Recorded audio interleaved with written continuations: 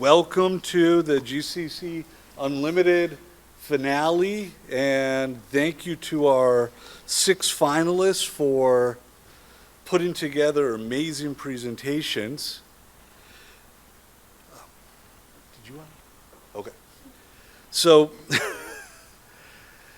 this is an event that GCC Achieve in collaboration with NACE, the National Association of Community College Entrepreneurs, has funded and put together to create opportunities for students to learn about starting a business, come up with ideas, plan and promote the ideas so that we can begin to take next steps and see new businesses and business solutions launch into the public.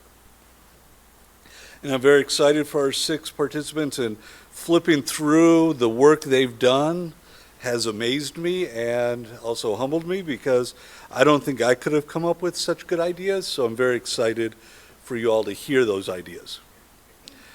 And I also need to take a moment and thank our judges that have come and given up some time to share their expertise and their wisdom with our students. Our first judge, we'll start on the left, is Amy Vasquez from some boroughs. She is the head of community service relations, and an ASU graduate, a local family native, and started out her grandparents. I wrote it down, and I was like doubting myself. In 1972, with their first restaurant, Poncho's. In 1986, the first Someboros opened in Tempe. Now they are just about at 20 locations, valley-wide. You can get it at Sun Devil Stadium. Food is amazing. And her family has always given back to the community, which is so exciting, and one of the reasons we love having her here, because next year also will be the 10th anniversary of the Amy Vasquez Education Excellence Award, in which they help support their employees in going and getting an education and taking college courses. So we love the fact that they celebrate education, celebrate opportunities. Next, we have Lynette Frederick. Now, she did go to GCU and said GCC, but that's okay. Former trainer and holistic nutritionalist. And having gone into her coffee shop, the Black Sheep Coffee Shop, I can tell you she is still somewhat of a nutritionalist. She tries to push me in the right direction on what I order. They have now been coming up on 6 years in downtown Glendale. And what an amazing turn of events, from going to trainer, nutritionalist, to coffee shop business owner. So Lynette brings a ton of experience and know-how into the business world and what's going on. And I do need to share a quote that she recently put out there that I really liked. It says, "What does success mean to you?" Lynette's answer was, "Success to me is having a workplace that is enjoyable. You love coming to work, and most days it doesn't feel like a job. The people around you also love the same job, and it seems effortless. Money is never the goal. It is having a place that has changed lives and will continue to do that in a positive manner." And those words ring so true and bring what we are trying to bring to our students and our community. So thank you for coming in. Our third judge, Ryan Kirkman, from Portland, Oregon, and a graduate of the University of San Diego, has been across the country working in marketing agencies, and is now the Senior Vice President of Marketing for the Vi Resort right here in Glendale. And we are very soon going to make this his permanent home. No more traveling, no more cross-country stuff. He will be an Arizonan soon enough. He has worked with brands such as Honda, Sony, Live Nation. He has also marketed and promoted some of the world's most famous chefs. Now, you have to understand, when I was taking notes this morning about this, I was a little bit hungry, so that's why I leaned towards the chefs more than the musicians. But celebrities and musicians he has worked with in some of the biggest resorts in Las Vegas. So we're gonna, if the Cardinals ever get better, we're gonna transfer him into a Cardinals fan, and we're going to work there. But Ryan, thank you so much for coming in today.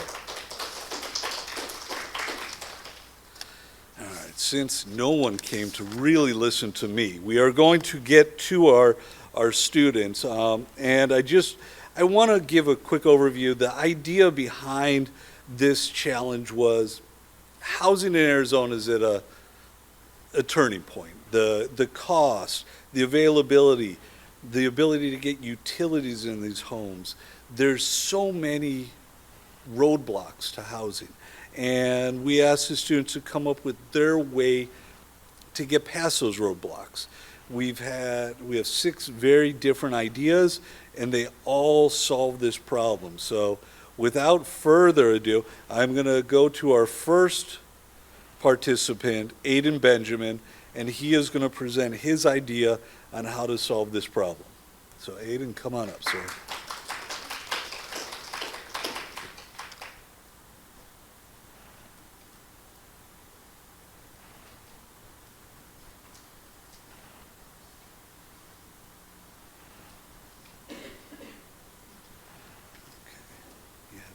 From here, this moves you forward and backwards. Let me get him out of your way.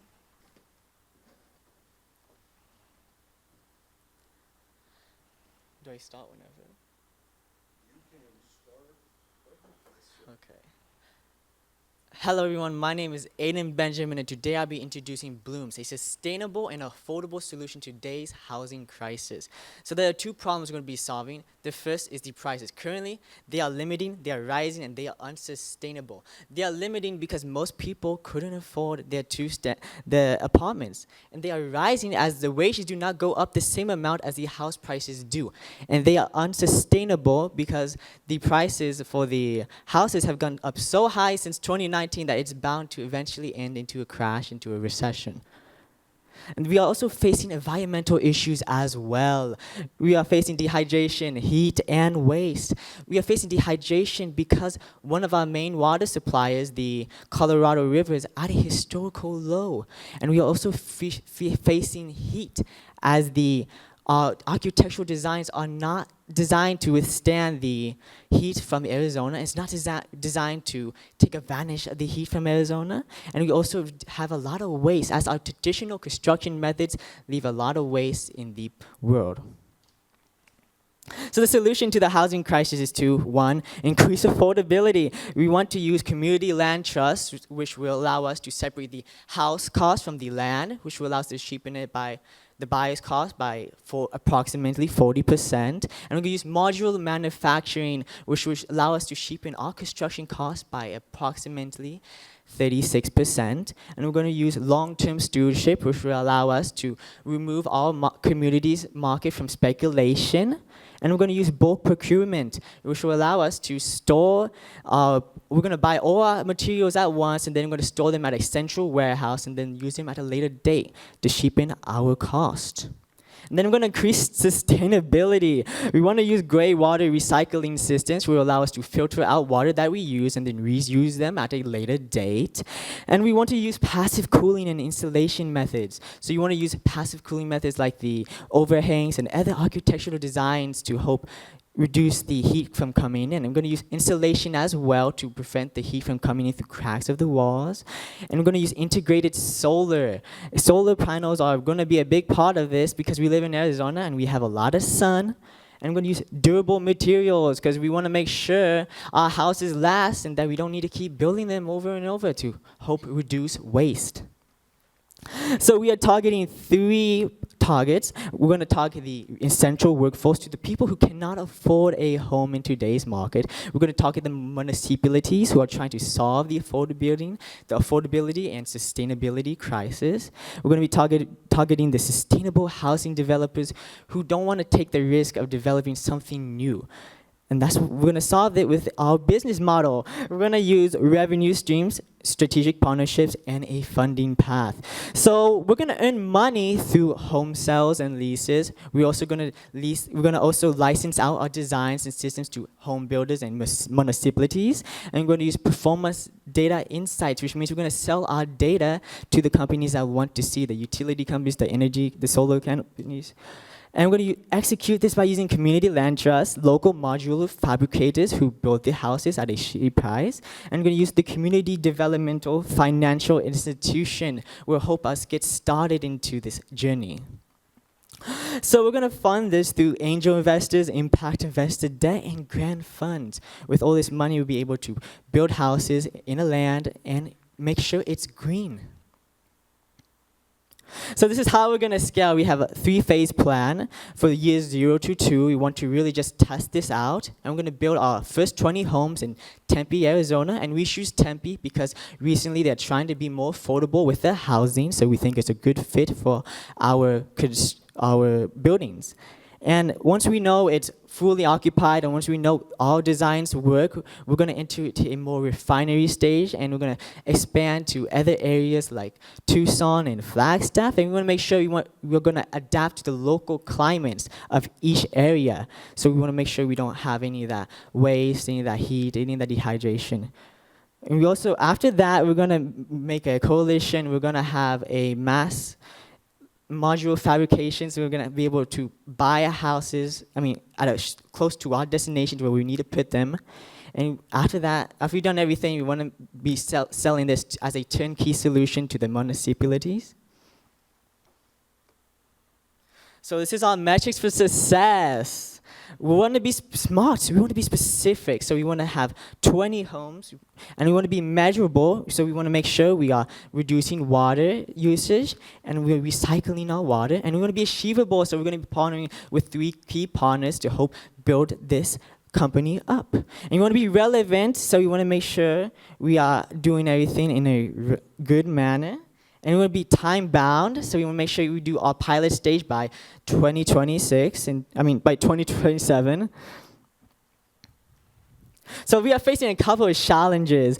First, we are facing land acquisition and zoning. So we're going to solve that by partnering with the proactive municipalities who will allow us to find infill lots and other spaces we could build our homes in. And then we are also facing a lack of education on the CLT model. Many people do not know what the CLT model is, so we're going to educate them with our CDFI partners who we're going to have a required workshop before you buy one of our houses. And we're going to have upfront costs of green tech. That's a big problem. So we're going to hopefully solve this by using our grant money and sustainability, making sure it's all sustainable. So this is the summary, our overview. We are Blooms, and our goal is to make sure we have a sustainable, permanently affordable homes for the Arizona public. And our target audience is the people who cannot afford homes, the municipalities, and the sustainable housing developers. And our revenue model is based on licensing out our designs, selling our houses and leasing them out, and also selling our data as well. And we're going to scale this from Tempe to Flagstaff to Tucson, and then eventually statewide. And we're going to have SMART goals. So our goals are to make sure that we can reduce any environmental usage and make sure we are sustainable. And our challenges are that we lack awareness, we lack the land, and we lack the affordability. So we're going to solve that by increasing visibility, increasing our partnerships, and increasing our affordability. So if you have any questions, I would love to answer them.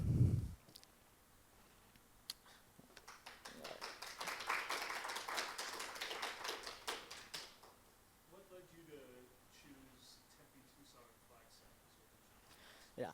So Tempe is recently trying to be more affordable with their housing.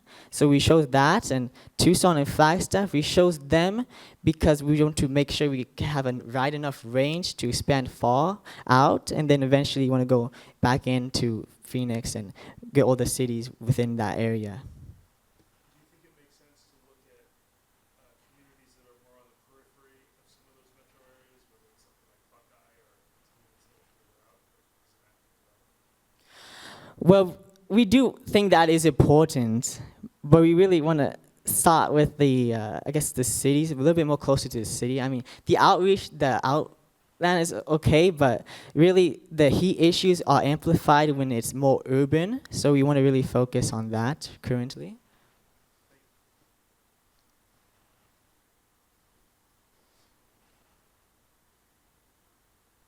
Any other questions? Are you guys good? All Excellent job. I will take that from you.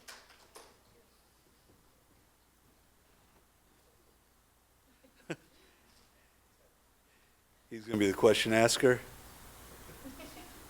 All right. Evan, I believe if I have set this up properly, you will be next.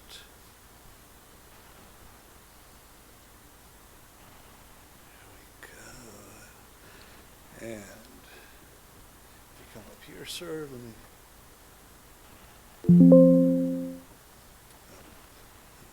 I see how you did it. This moves you forward. We'll make you go back if you need to go back. And the floor is yours, sir. Thank you. Hello, everyone. I just want to say that presentation was awesome.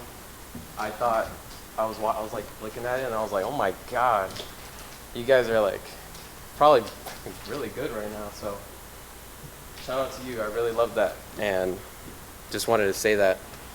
I also want to say, before going into this challenge, a little backstory, just a quick one.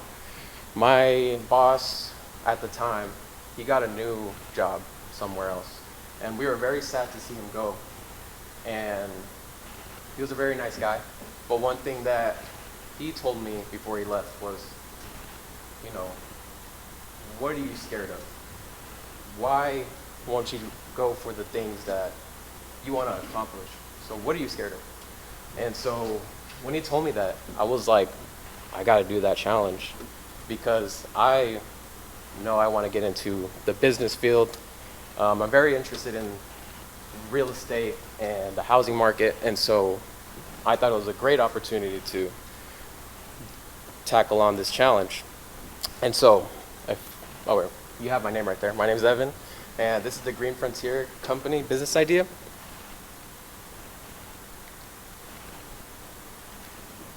And I'm passionate about this project because I firsthand have seen friends, people in the community, my neighbors, loved ones, not able to own their first homes yet. And they're stuck in this situation where they're living paycheck to paycheck, month to month, just making it by. And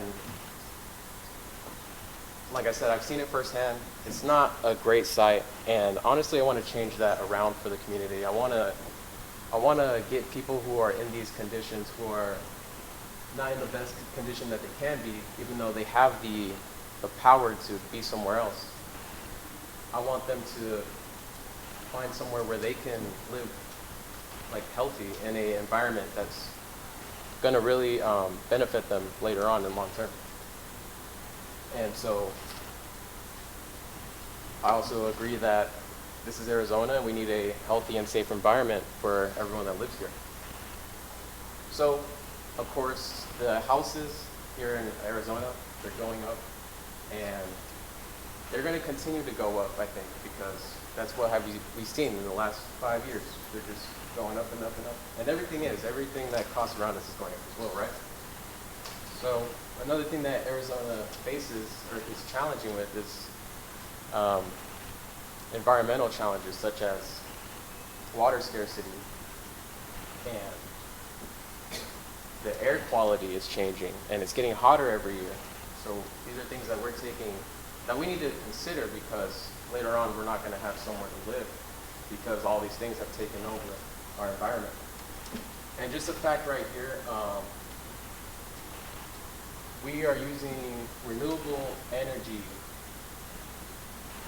as of 2022, 15%. I think California is trying to go for 100% or something like that. Very high percentage of renewable energy for like the next, however long they want to continue doing that. So I just think it's interesting that we're only putting 15% of this renewable energy into our state, and I think we could do a lot better on that. We could do a lot better on many environmental challenges. So this is what we want to do. What I want to do is start building homes utilizing eco-friendly materials to sustain our environment. Not everything can be eco-friendly, I get that, but what we can do is utilize the most amount of material that we can, such as lumber, things like for the exterior, the interior, doors, cabinets, whatever we can that's salvageable, recycled, reclaimed. I want to implement that into the houses that we construct. And because we are using these type of materials, it's going to be cheaper to build and construct a house. I've made estimates for around a 1,400 square foot home, and so I've used that perimeters to construct the house that I would like using reclaimed materials. And so I was looking at, we're able to build a house at that area, at that size, for around $75,000 to $125,000, excluding land, but that's another couple thousand, right?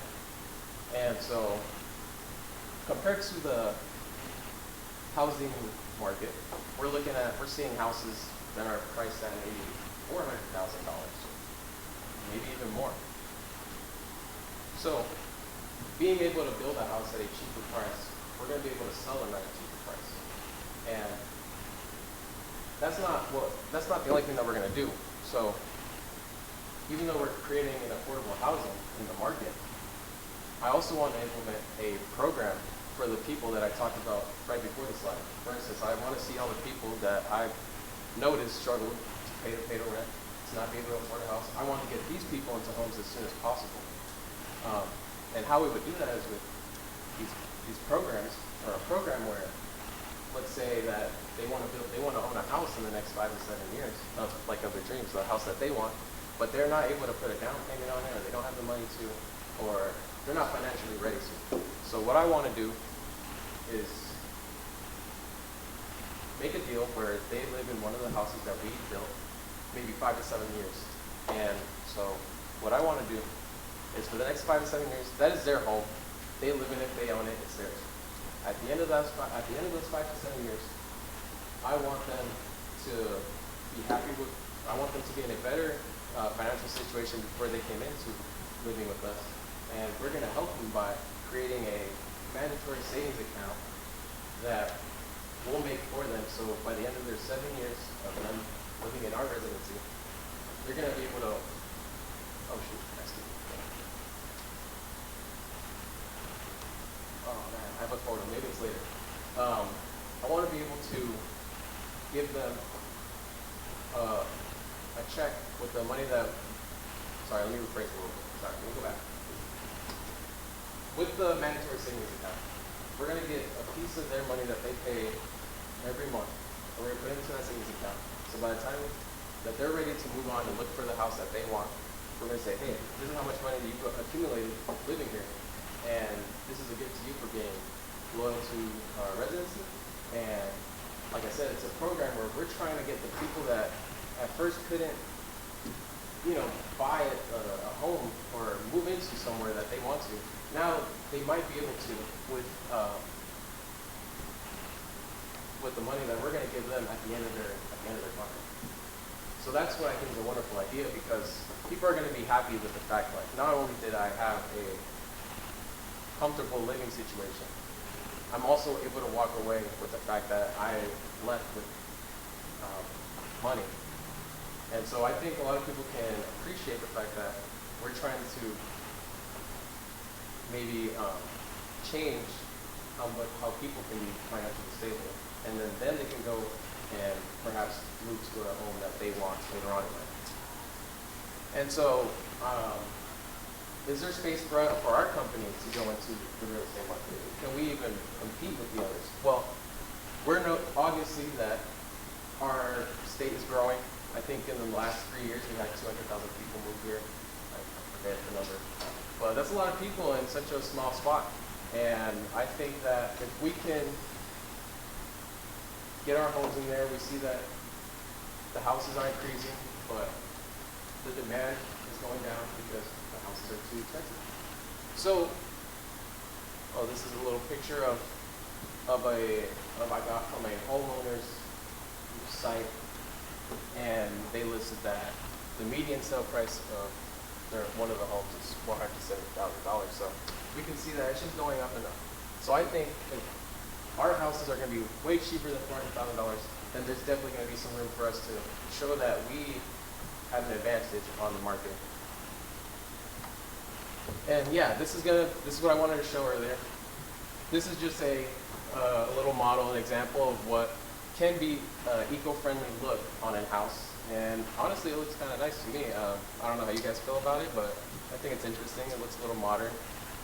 And basically, we want you to stay in one of these homes, you know, reevaluate your financial state. And this is how maybe you can look like in the next 5 to 7 years when you're ready to move into a new home and you can put the money that we saved for you into the home that you want. So my team is very short, but I'm happy to have my grandfather, Arturo Guzman, on my team because he has so much experience in the construction field, in the landscaping field, and a little history behind this photo. He is very high up in this orange tree.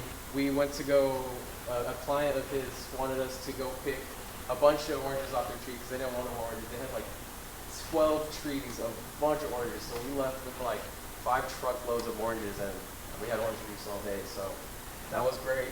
And so, yeah, I also want to say that my dad is also someone that I would love to have in my business because he knows about houses and he knows how to construct them. He was a supervisor for a natural disaster. He was for demolition. He's done a lot of things for the real estate side of the field. So these two people on the side of me, I know we're going to have that power, that labor work to really try to start something here. And so money is always going to be a big thing, right? And to starting your business. But what I'm really focused on here is finding the right people that I can talk to and the mentors that can help me put my business idea and turn it into a reality. So, like I said, people that I just want to, that really have that experience in this field already. I want to get to know them, I want to talk to them, and I want them to possibly guide me and influence me so I can be successful in starting this business. Here's more examples, and I don't know, I'm digging this little sun vibe.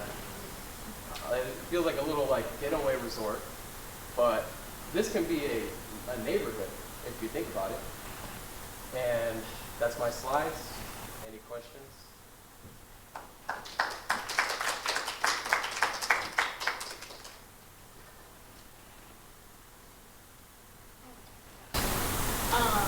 So when people are moving into these homes, are there moving costs, or are they signing a lease, or is it like a rental agreement when they first move in, and that's like in the agreement that they start for them to pull money out and start a savings account for them? Like how is the moving like the process, I guess? It's definitely gonna be it's a rental for now because I was looking into what would be the best for like loan-wise and having the investors for this type of company. So I think yes, like it's gonna be like a renters type of thing. I forgot what I was gonna say, but I want to clarify everything before creating that contract. So, for instance, like their background, how much they make, all that type of stuff. And so maybe we'll say, hey, like you come live with us now, we'll move all your things in free charge, and we'll start the process of, making that savings for you.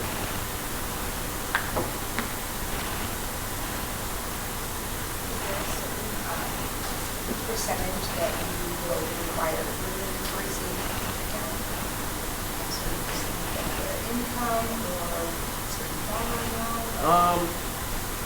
It's more based on how much we are paying for the house, because I want to take a part of that.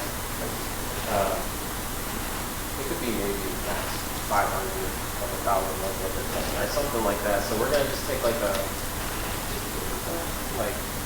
little amount and it's going to accumulate for the next 7 years.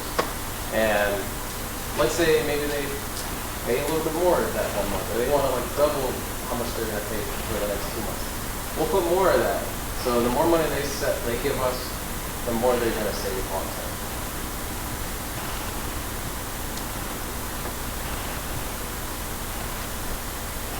You asked my question. Okay, great. Thank you very much, Evan. Thank you. And I was remiss last time, I didn't give our judges a couple minutes to write some notes while they absorb all of this, so we will give you a few minutes to do that this time.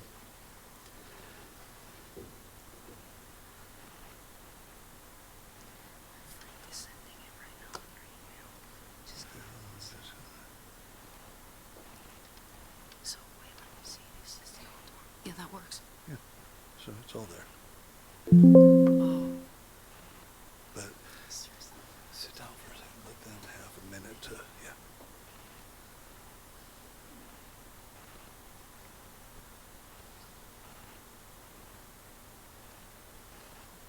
And while the judges are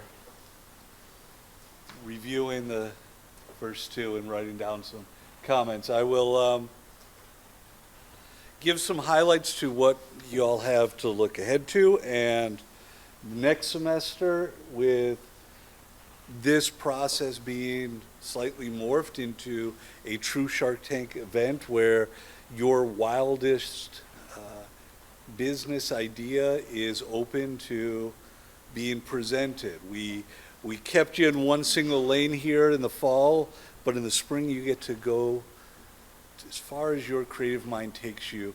If it's a music business, a flower business, a catering business, if it is any type of business, you are going to get your chance to come up here again in a true Shark Tank-like atmosphere and present your business idea. So stay tuned for all the details on that starting in January.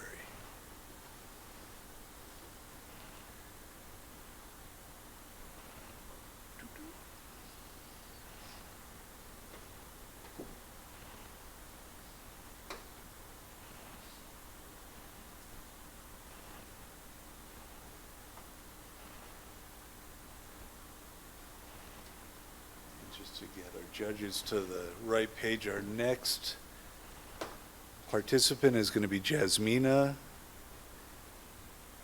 Ayub. First try. It's a problem when you call students just by the first name always.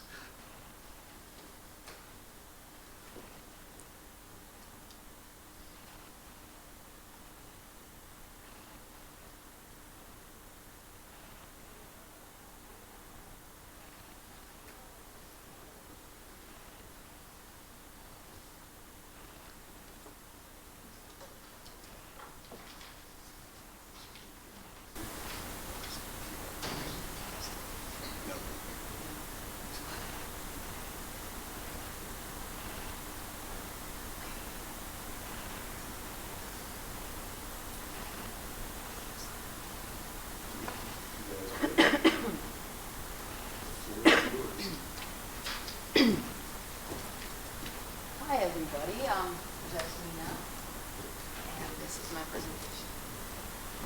So, the housing crisis in Arizona.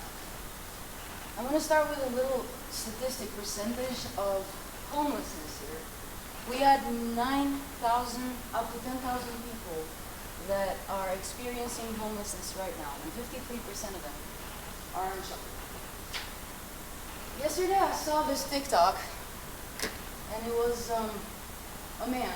He was in his car, and in that car he had his wife and 2 kids. He was in Arizona. He had gone through a stroke, and he didn't have insurance. And in the meantime he was recovering, his employee found his replacement. He was renting an apartment for that family before. He couldn't afford it, and now all 4 of them are sleeping in his car. A family lost their job, and 2 kids had a really bright future up until that moment. that wasn't even his fault. The system is broken, clearly. The reason he was sleeping in his car, it was not a personal failure, it was a health condition.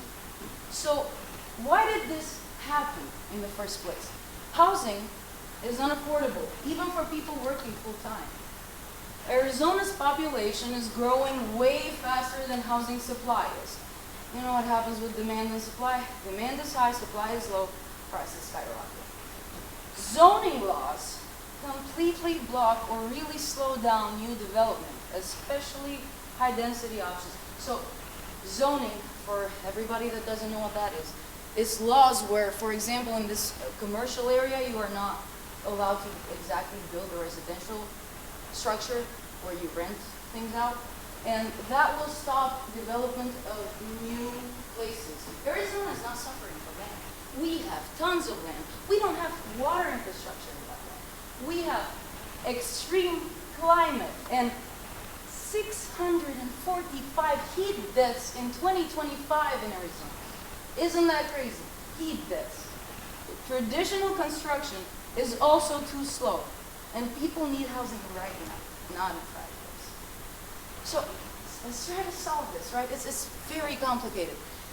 Let's start with unaffordability. We can try to build cheaper housing to lower costs, but cheaper housing means lower quality, lower durability, and even after cutting corners, it's still too expensive for people. They still are not going to be able to afford it. There's a lack of housing supply. So let's try, we're going to build more apartments, we're going to expand development, but demand keeps rising faster. Population keeps growing. No matter what we do, we're not going to be able to match it unless we build mass houses. And that leads to unaffordability. So a solution causes another problem. Zoning. We could apply for rezoning to build on a new land. But applying can take 1 to 3 years, and you don't have a guaranteed approval. We are not certain that they're going to say, yeah, you know what, you can build this ecosystem over here. It's laws. So progress stalls before building even begins, and people keep staying unhoused while paperwork moves. Extreme climate. Traditional construction takes too long. Utility bills are too expensive. If you're going to reinforce this house, it's going to take even longer. It's going to cause even more problems. And then construction is so slow, people are going to stay unhoused. So let's say we're going to solve slow construction, we're going to invest a lot more money into it, and then we're going to build homes a lot faster, and then they're going to be a lot more expensive. So we're back at point 1. We're not solving anything, are we? So let me give you this dream state of 5 different companies that will solve these problems for you. Let's start. Unaffordability. The company is called Cheap Homes. We build cheap homes, it makes your rent cheaper. Unaffordability, solved. Lack of housing supply. Mass homes. We build homes in mass. That makes so many more homes. Overpopulation, solved. Zoning restriction. Rezoning homes. We are firm that rezones your homes, and we deal with every legal issue. Paperwork takes years, not anymore. Solved. Extreme climate. Climate-proof homes. We build homes that are climate-proof. Arizona summer. Slow construction. Speed homes. We build homes quickly. Too long to build homes. Solved. Unrealistic. It sounds fun. It sounds impossible, right? But what if I told you it is? And what if I told you it's not going to take 5 companies? It's only going to take 10. Welcome to Habitat. So, did you know that in Phoenix alone, there's 130 plus big box buildings just sitting there, and they're vacant, they're unused? That's over 3.4 million square feet of empty space. Do you know how many people that fills? Every homeless person in Arizona. All these buildings. Here's my pilot. Let's pick 100,000 square foot buildings. But so you're gonna be like, are you gonna buy the building? Isn't that too expensive? Oh no, no. You're gonna buy the master lease. And the master lease on average is $150K. So that would be like $12,000 per month. But you can build 215 units in this building. You can house up to 250 people. And here's what's gonna happen. We're only gonna build the interior. We're not reconstructing. We're not overdoing it because these buildings are completely usable and just standing there. So, how long will that take? Because you know construction, it only takes 2 to 4 months. Because it's only computer and it's only reinforcing. Climate. So, what are we going to do about the climate? We don't want people dying of heat. 645 is a crazy number. This building is already built for Arizona weather. We don't need to do anything to that. We would only need to reconstruct a few tiny details about water or whatever else. And so far, we have solved 3 problems. We have solved fast construction, we have solved supply, we're mass building and we're building cheaper, and we have built this withstands climate. So let's go. Do the first zoning. What are we going to do about zoning? How are we going to solve this? It takes 1 to 3 years, right? We would have to apply. But what zoning?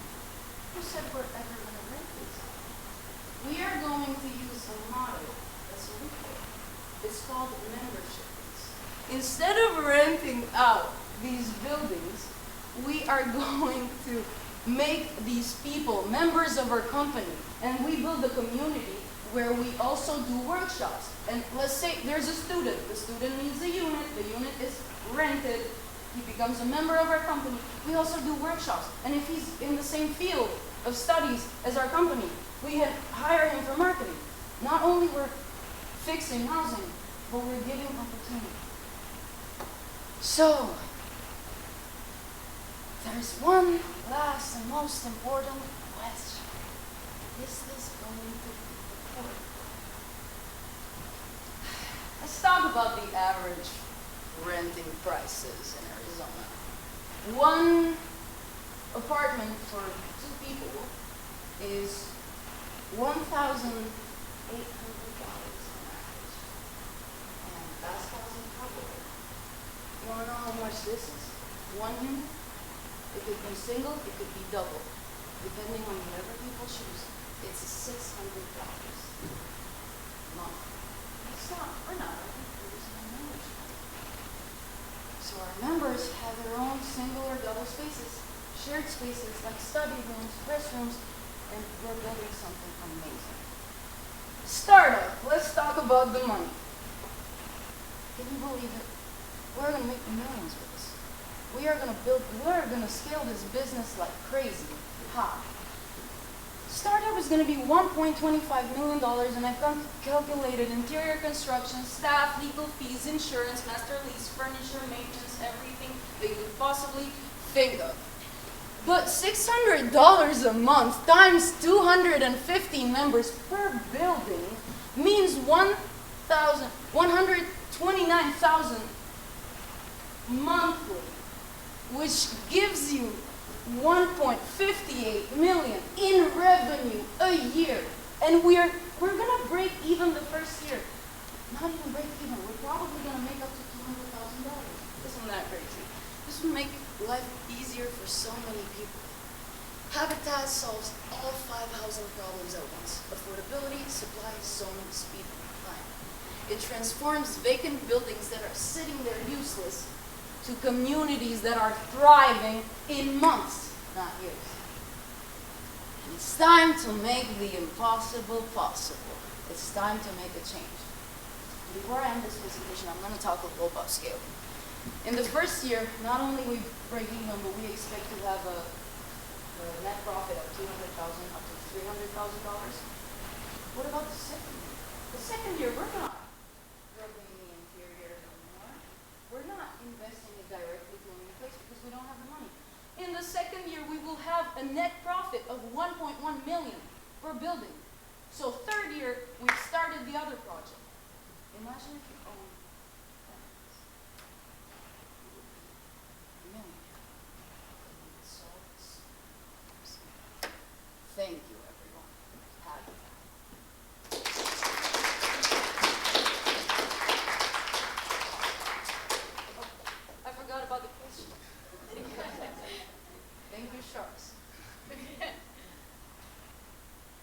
Any questions? Your presentation skills are phenomenal. Thank I'll say that. Appreciate It's not a question. You're very good.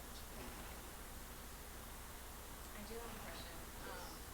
For a lot of these buildings, especially just the photo that you put up, are you stacking these units? So are you building on top of each other, or is this just one single level layout? It depends on the building, but for the ones I showed you, those were not like high enough. But I was thinking of 2 floors and 5 units. So that would be the idea. So then how would, you would have to build plumbing and electricity for those, right? Because not exactly. You could use so there's gonna be shared spaces. You see right here, these images that I'm using. This would be a pod, right? And electricity, we would just reinforce it. It's still included in the startup cost. But for bathrooms and stuff like that, or shared kitchens, they're all shared spaces. So it makes it a lot easier. And then how would you choose the type of people that would come and, I guess, stay in the house? Is there like a vetting process? Right.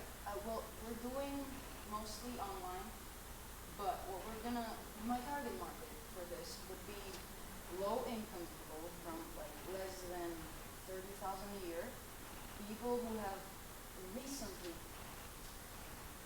become homeless or been evicted from somewhere, and students, especially students. So that's the people we're gonna focus on helping out, right? So this is, it would be like single, pretty much single people, not a family. Oh, it could be a family. We're gonna do single, double units, and it depends on the buildings, obviously, because we're gonna have architects that are doing the designs for the interiors. But I'm not gonna only involve single units. Definitely not. So that family of 4, they could definitely do it. And we would teach like the workshops or those people that are, so we have like a, we were saying a marketing workshop and then that person, those people would help. You know, the first person I would invite Griffiths. Right there. He's doing it. He's got nothing And but time. that's based on the networking of the company and knowing a lot of people. I'm going through like marketing degree right now, so I'm gonna finish that and I can do the workshops myself. But it depends on who we're gonna invite, speakers. And are those people going to be paid, or if there is just more of like part of the community? We can This is your part in the definitely afford to pay these people by year 2, but by year 1 we're gonna focus on whoever we know that wants to do this. We're probably, now that I think about it, maybe build a team that does all of this, and they do it for free because they're part of the company, you know? So yeah, we're not charging anybody for that. We're only gonna help them out.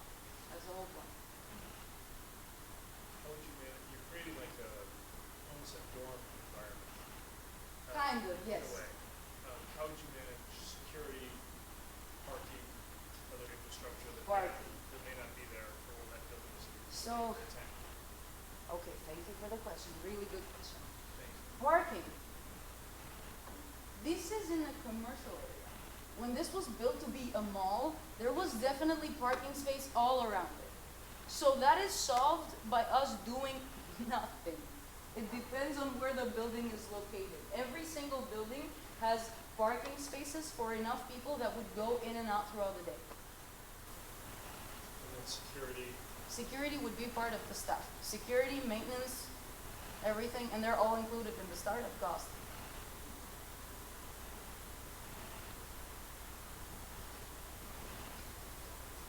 Yasmina?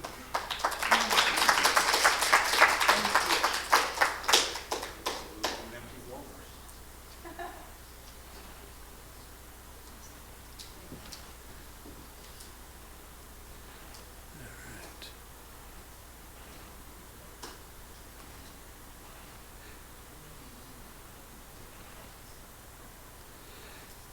And to all of our presenters, just in case you have some plans, don't leave after this is all done. We're going to do some pictures, so just be prepared to stay for a couple minutes.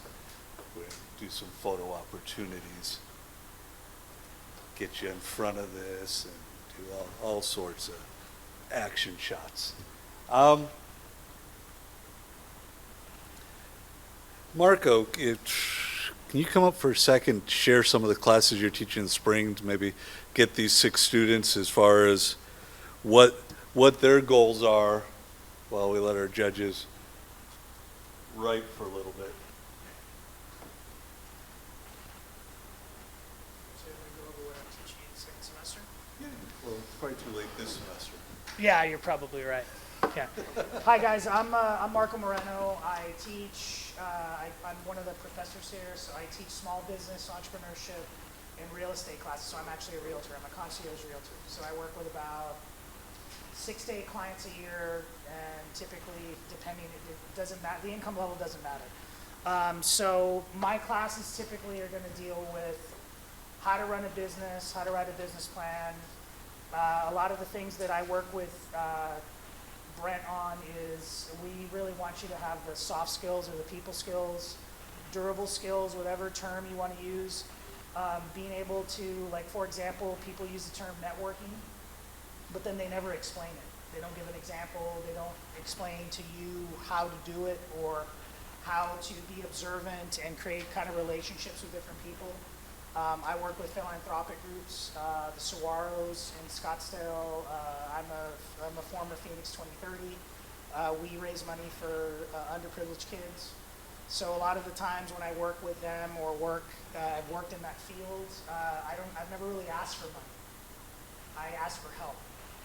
Most of the time it's just telling your story, and most people want to help you. Most business people in general, before I was a professor, before I was in education, I did medical device sales, pharmaceutical sales, and most of the times I would have loved to come up here and speak when I was a professional, and I was never asked. So people want to help, they just don't know, they don't have the opportunity to do it. We have wonderful people from the industry, and we really appreciate you guys being here because it's the feedback you give our students and explain to them kind of the things that we're trying to teach them in the class, and then they get to practice it in the real world is invaluable. So we try to kind of replicate it in our classes, but them having an experience meeting a stranger or presenting in front of people that they don't know, that is extremely difficult. It comes easy to us because we get to do that every semester. But again, for them, it's kind of a difficult thing. So if you guys are interested, I teach SBS 200, small business class, SBS 204, SBS, anything that SBS, I probably teach it. SBS 220, and then I teach the pre-licensing classes if you are interested. It was very actually nice to hear all the real estate information because I'm a realtor. So all of the things you're saying about housing and prices, and I deal with that with buyers and sellers. I work on both sides of the transaction. I've also worked in commercial and in industrial, so all of the things you were kind of saying in here is very accurate. So if you are interested in doing any of that, or even just chatting with me, if you don't want to take my classes, you want to ask me about anything that you're doing, any help that you need, I'm always here to help, just like Kleinman is. So thank you guys for giving me the time. Thank you so much. Thank you. And ready for our next presenter, Miss Sol Acosta.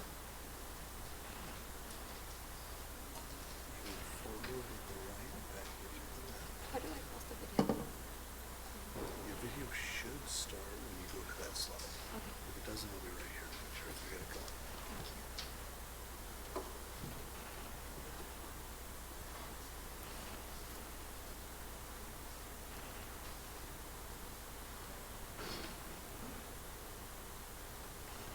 Okay, good morning, ladies and gentlemen. My name is Sol Acosta, and today's challenge is entitled Affording Houses and Sustainable Communities in Arizona.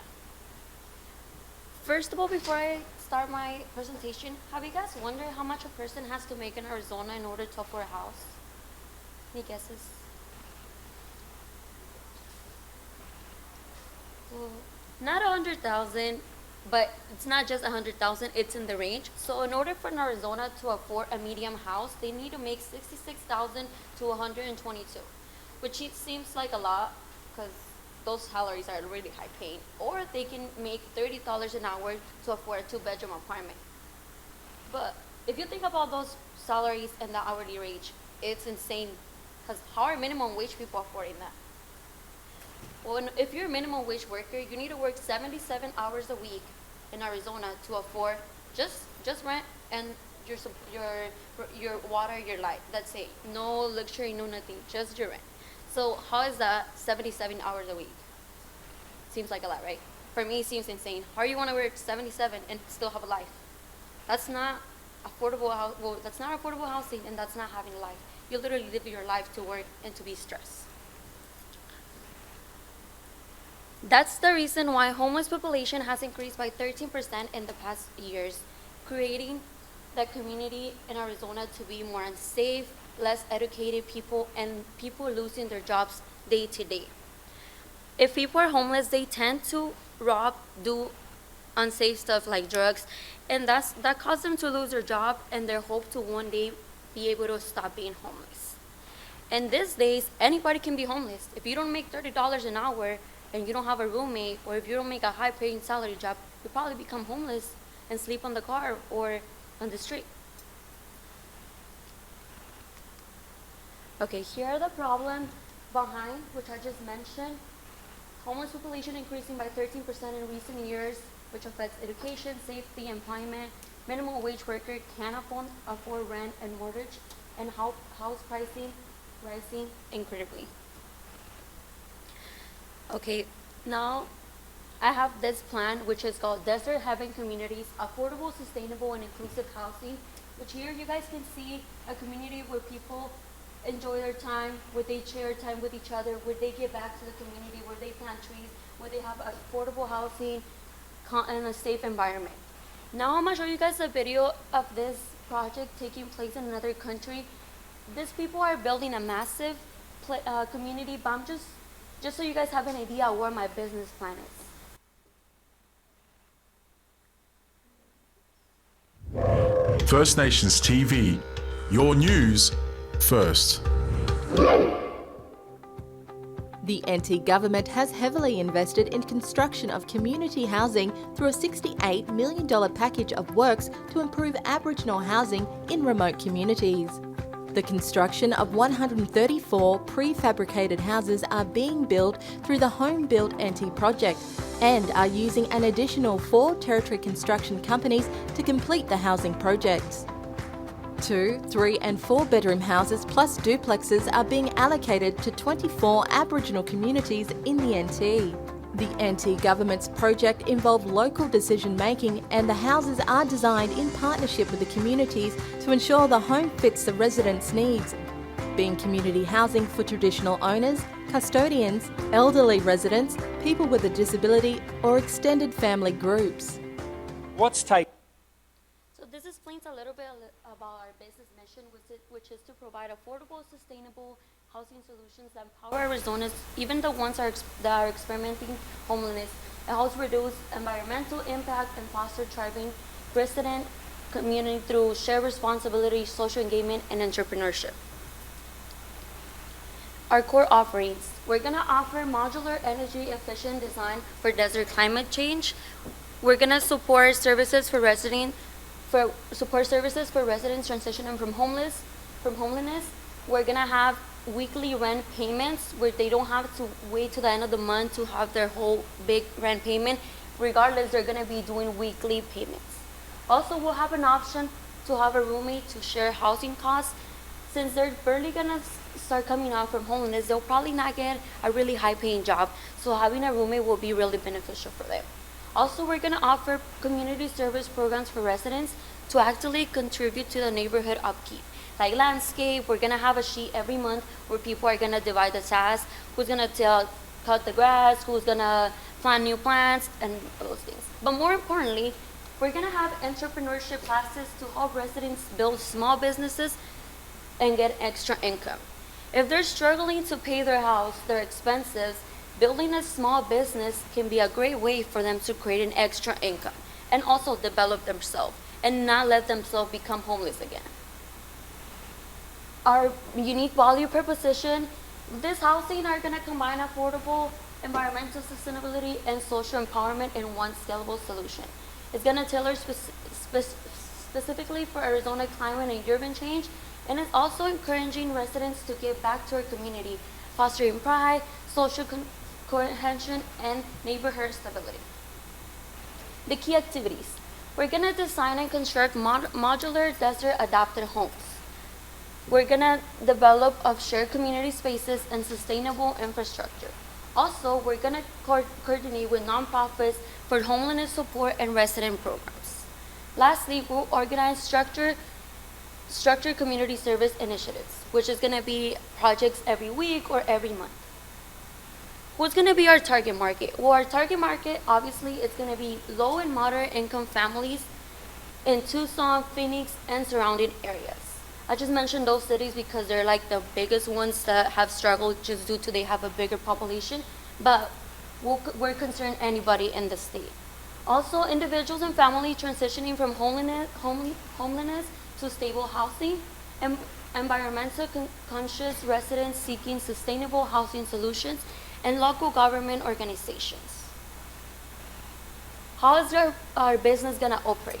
First of all, we're going to start with research and development.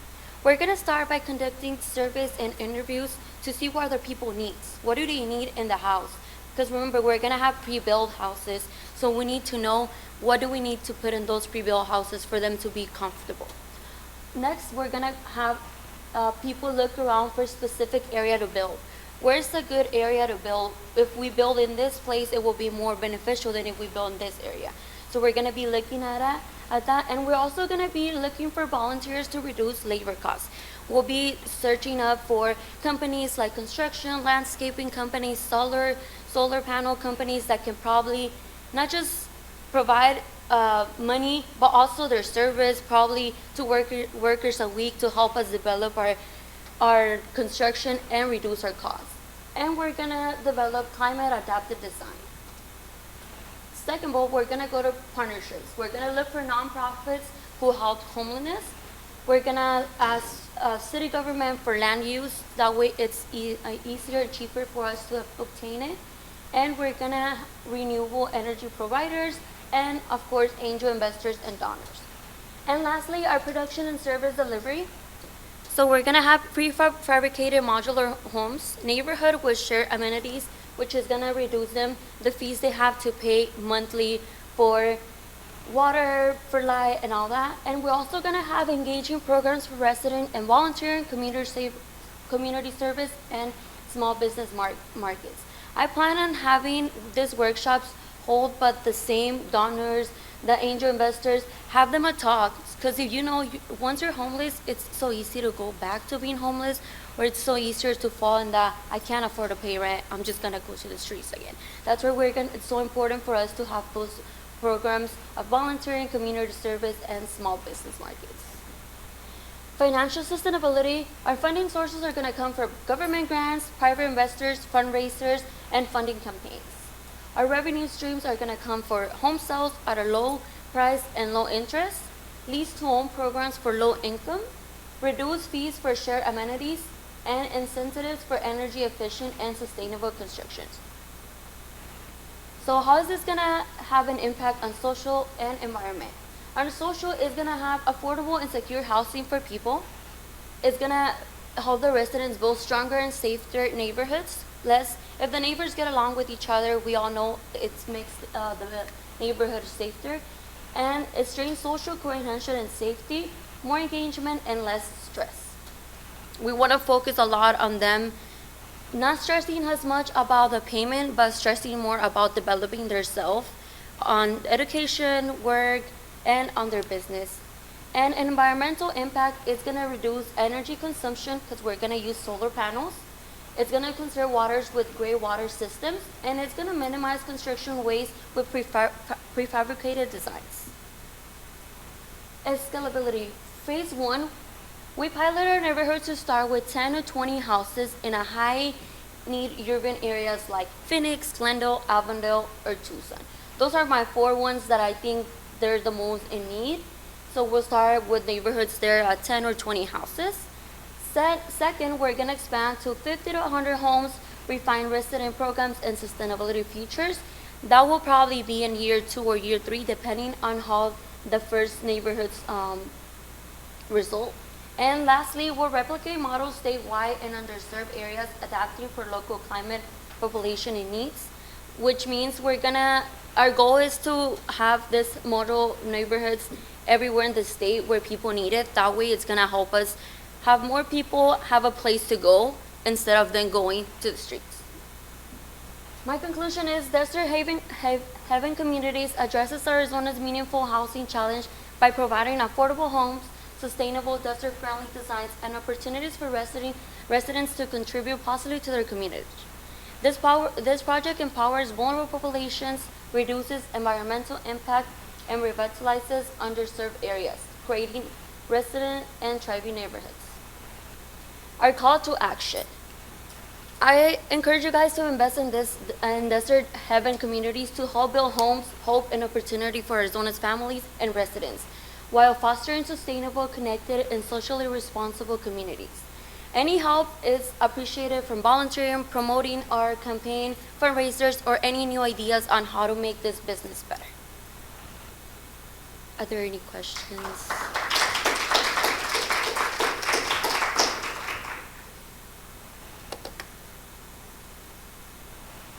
What type of shared amenities do you foresee having that people are gonna have to? So I was thinking probably since the houses are gonna be small, I was thinking probably having like a room like this where they can hold a party, also like tennis courts, basketball court, a pool. I think those will be the most ones. Yeah.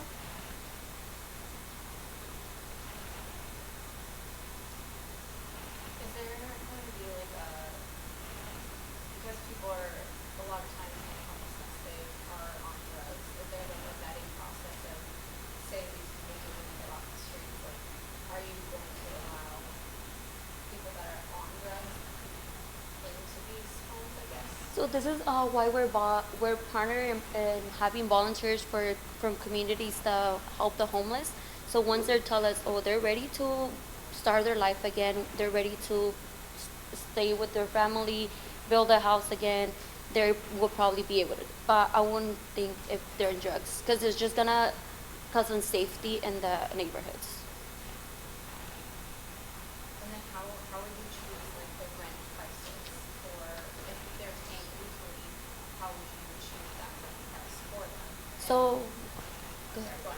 so for the rent prices, I'll probably do for a single person, probably I was thinking like 400, 500 a month. If they have a roommate, they're gonna share that cost. And then if they tell me, well, I get paid bi-weekly, so every 2 weeks they will give me the amount of those 2 weeks, and then the next check they'll give me the amount for the next 2 weeks. So we're just gonna coordinate with how the people get paid, how do they obtain their money, how much they get paid, and from there we're gonna give them like the rent price. I don't want to have like a set rent price for, oh, if you get a 2-bedroom, you're gonna pay this. It will be more like of the situation they're on. That's how much we're gonna charge them. And that's why we're also gonna have roommates in case they get paid 400 every 2 weeks, which is like really low. Okay, you're gonna need a roommate, and that's when we'll put roommates with them. Why the 4 markets you want to start with? Huh? Why did you choose the 4 markets to start with? Phoenix, Glendale, Avondale, and Tucson? I think because those areas have a bigger population, as I mentioned in the beginning. So I feel like if those are the ones that are more like, the ones that have more people, more companies, we can get more help. And then we can span to like smaller cities like Flagstaff, Sedona, Prescott, where people are already gonna see our project moving. So they're gonna, oh, we're gonna take it to Prescott as well. We're gonna take it to Globe or something. Thank you. Thank you very much. Thank you.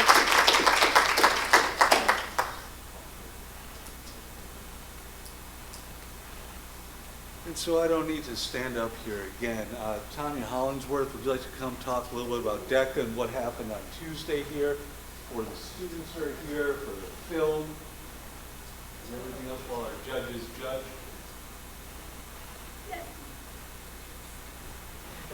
Okay, Julie. Hi, everyone. My name is Tanya Hollingsworth, and I am also a teacher here. I teach Intro to Business, Computer Information Systems, and Business for Personal Computers. And myself and Marco, we are the advisors of DECA, the marketing club for students, business, marketing, entrepreneurship. So on Tuesday, we had 440, maybe a little more, students from high schools all over the valley in District 2, DECA, to come and compete here for their district competition. So they do districts, state, and then top 5 go to nationals. This entire room, when you open that wall, was full of students. They competed in anything from entrepreneurship, retail sales, automotive. There's probably 50 competitions that they can do, role plays. They write 40-page papers. Most of them have a spirit store, if you want to call that. They call it a student-based enterprise. So they were here to compete and win medals, and it was awesome. We also had workshops, so we brought in Credit Union West, Goodwill, and then GCC Recruitment, and one more from GCC. So we had Career Services. So they came and they provided workshops in between the competitions. We had a lot of positive feedback on that. This is our second annual. Well, GCC has done it in the past, but it's been not done for about 5 years, so this is our second annual. They had a great time. Everyone loved to see them on campus. We had a lot of great feedback. So if you are interested in DECA here on campus, we do hold meetings at 2:30 on Wednesdays. We have a schedule. Actually, we will give you our group me that we have and our other information so you can keep in contact. And we talk about soft skills, public speaking, so on and so forth. We do all of that, and then we do community service, and we will be competing. So we have state competition coming up soon. And if you make it to state, you end up going to nationals. Nationals is in Kentucky. Instagram's active. Okay, and we do have a GCC DECA Instagram as well. So we have a small team, but we are growing and building, and we would love to have you. Pass it on to a friend, come see us, and let's work together. So thank you. Appreciate it. Okay. And our next presenter, Miss Winona Christensen. Yes, I almost thought I said that wrong. Apologize. With that,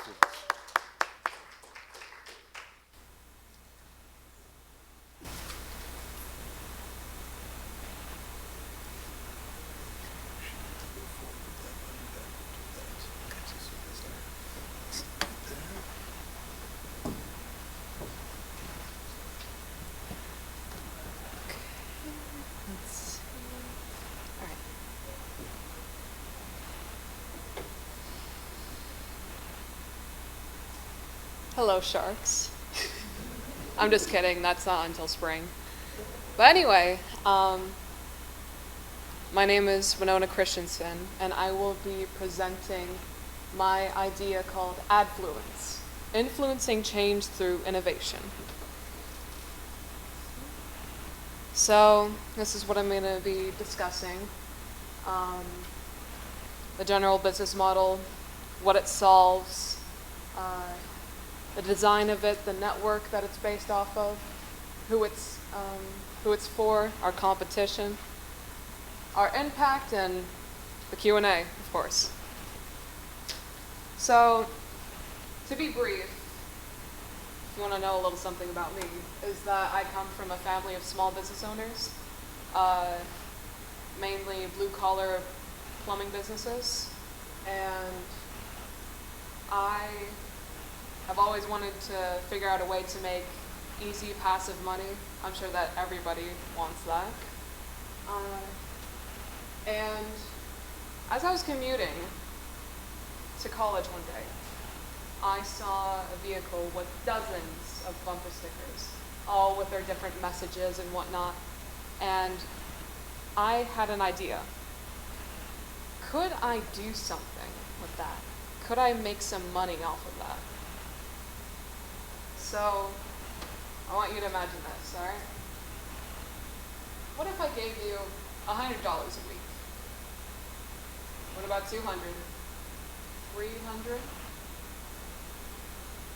What if I gave you that money just for commuting to work?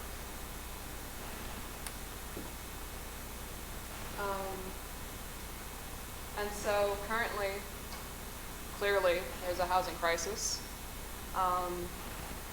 Rents are high. It's almost impossible to buy a home nowadays without a large sum of money.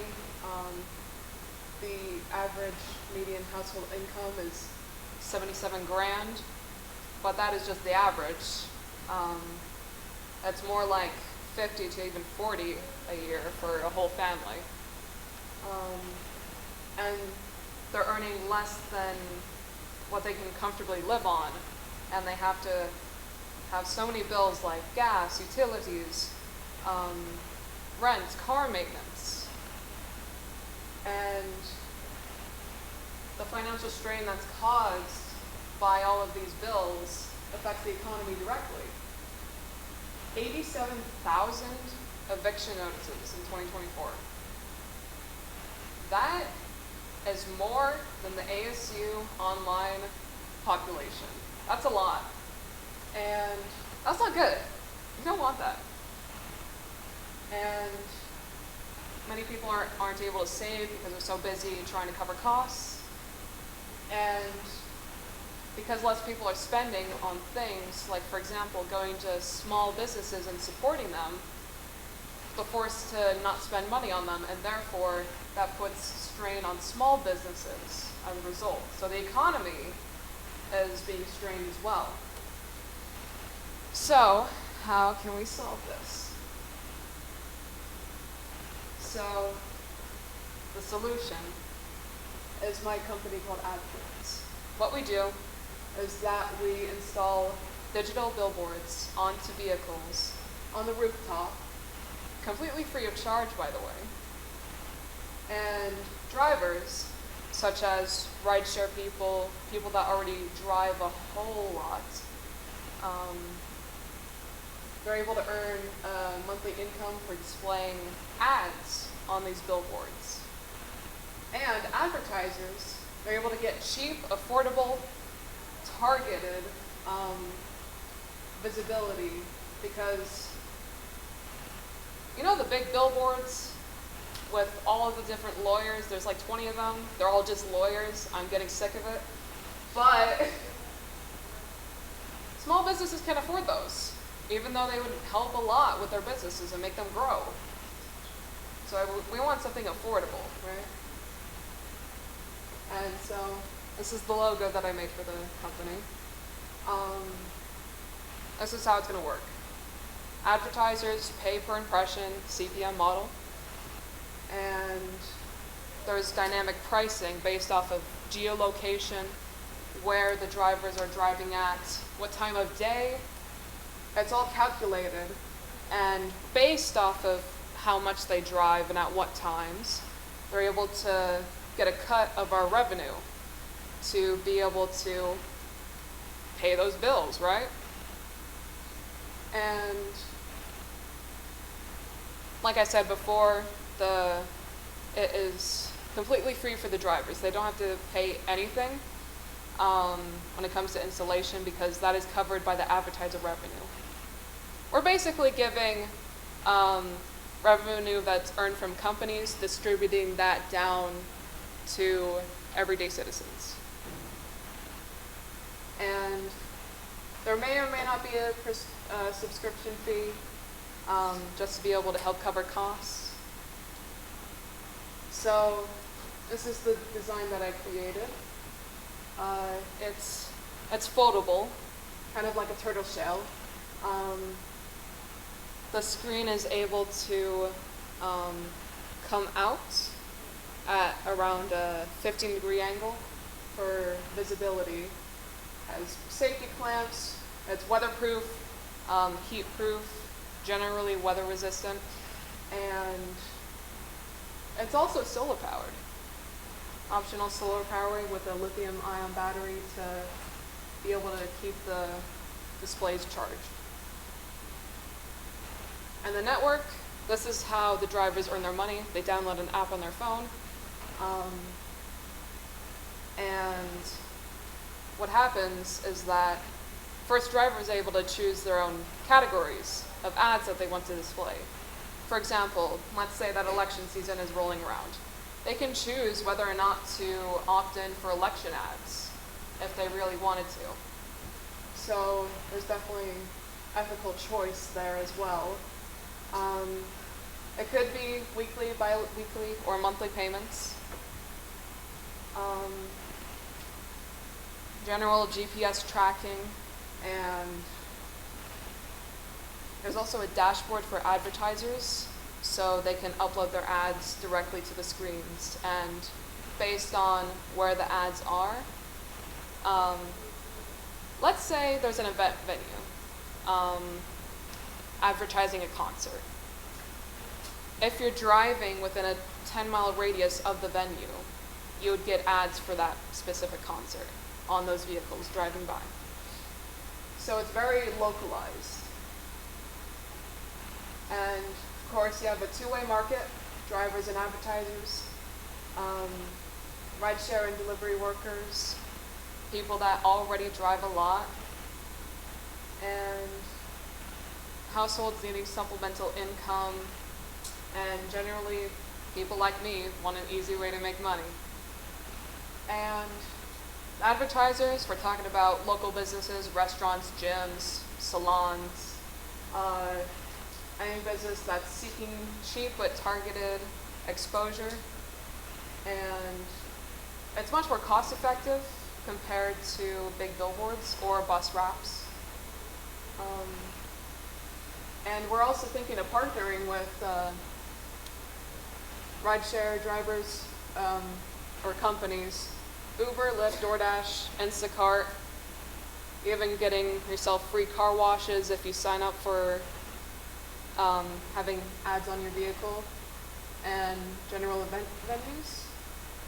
Now, you want to know how I know this works? Because guess what? Other people are doing it in similar ways. However, what we have over the competition is that, let's take Adway, for example, at the top.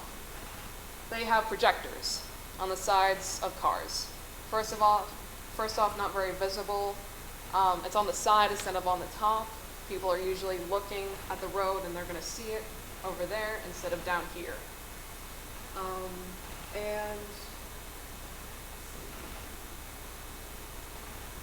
so the screens stay bright, they're on top, they're more visible. Not only that, but hyper-local targeted GPS tracking, matching the location and time as said previously, and standardization of the mount and app so that everything is on par with Arizona regulations when it comes to driver safety. And not only that, but it's not static. What I mean by that is that, let's say you've got a car wrap from Rapid Fire Carvertise. That's only one image.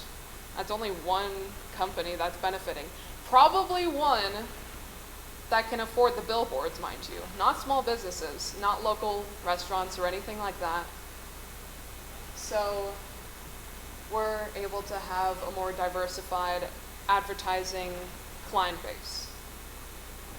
And of course the impact would be, it would help close the wage gap cost, and allows you to make, let's say the minimum is $200 a month. You would able to cover gas, some groceries, any emergencies, actually be able to save for once. And it offers predictable passive income because it's commuting. There's a set time that you usually commute, right? And it helps renters face high housing burdens. and it also helps the local businesses and therefore supports the economy. Thank you.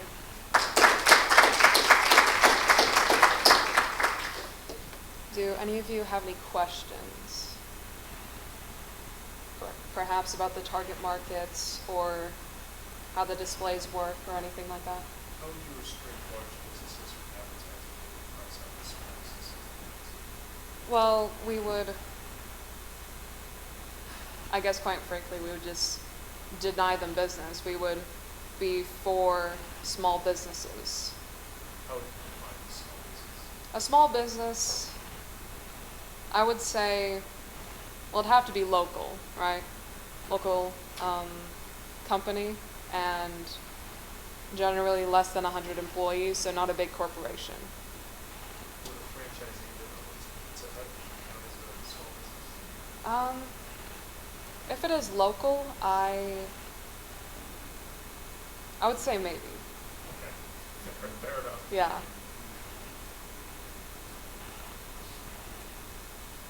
So when, like, is it only going to be used while the cars are driving, or since they're on top of the car, are they still going to be in use when the cars are parked? Well, Like, is it constant advertisement, or is it just something that's only while the cars are driving? Mainly it's when cars are driving. However, because it is solar powered, drivers can opt to have them constantly running and rely on the solar power instead of the car battery.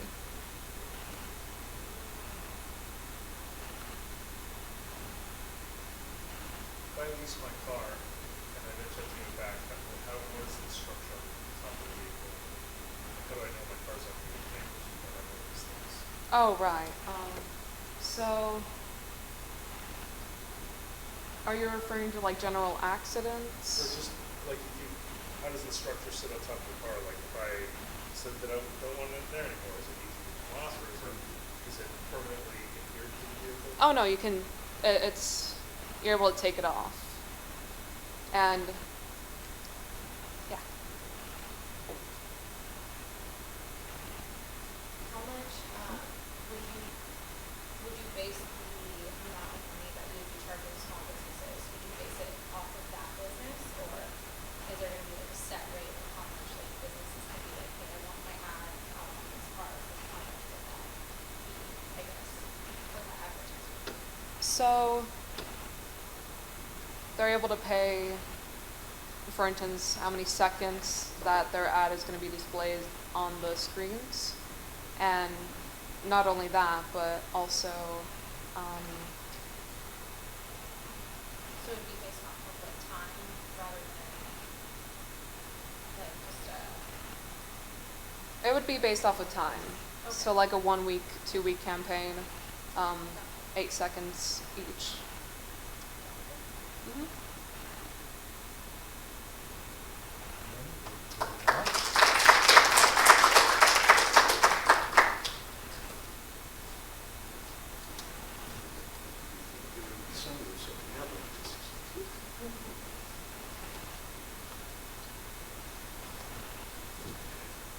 Okay. Well, we're still going to avoid me talking.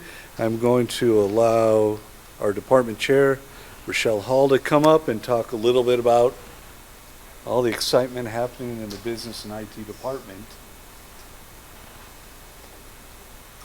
Actually, I'm going to do some while you're talking. I'm going to mess with this. Well, hello. I've met some of you. I enjoy seeing you students, especially at all of these different events. It's really, this program is amazing what Brenna's put together and offering all these workshops with Marco and also Tanya, and John's always here. So we want to make sure that you realize that we're going to start another series in January. So we'll be doing that as well. And on that one, we're going to have another $5,000 prize where you are going to be pitching your company, huh? More. More, yeah. More money. More money, more money, more money. Okay. So just watch out for that kind of stuff to make sure that you're there and you participate in those. And then also the GCC Achieve, you see that kind of everywhere. What that is that's our foundation account. And what that is all for the students. And we are really excited. We're going to be, you're getting the pre-announcement. But we are going to be able to offer 10 $750 scholarships starting for the spring semester. So I will let you guys know, and I'll publish that so that you know when you can go ahead and apply. And that will be coming from our business and IT department fund that we've set up for our students. So watch out for that. Make sure you get in there and apply for that. You don't want to miss that. Okay? Hey. All right. Well, welcome. Good luck to all of you. Yes?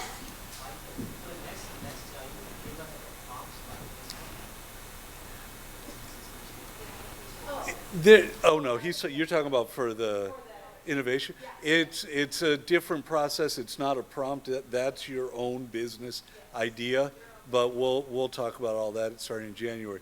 And while I have my boss up here, I figure I might as well manifest. One day soon we will have the official burrito, coffee, and hotel of GCC Achieve, where we can get like sponsorships and signs that say sombreros.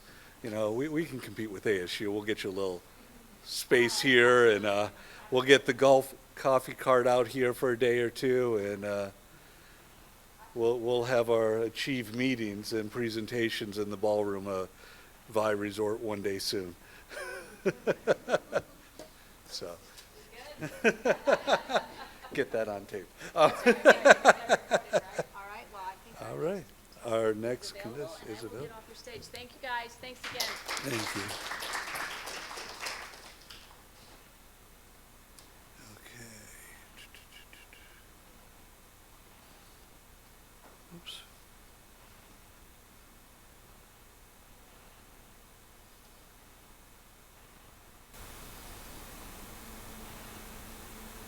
There we go. All right, Farah, we saved our. There we go. So this button moves you forward, that goes backwards. The stage is all yours. Thank you. Hello, my name is Farah Manis here, and today I will be presenting NanoLoop, which is a water recycling solution designed specifically to make Arizona homes affordable.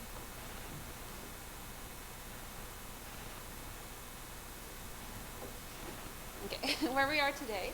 So we are over 100,000 homes short in Arizona, and 500,000 homes are on hold due to the developers needing to meet the 100 years requirement of water security. To resolve that issue, we have more phones. Okay,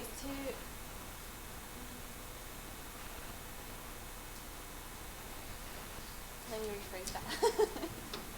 Okay, so we have a huge problem with the housing, of course.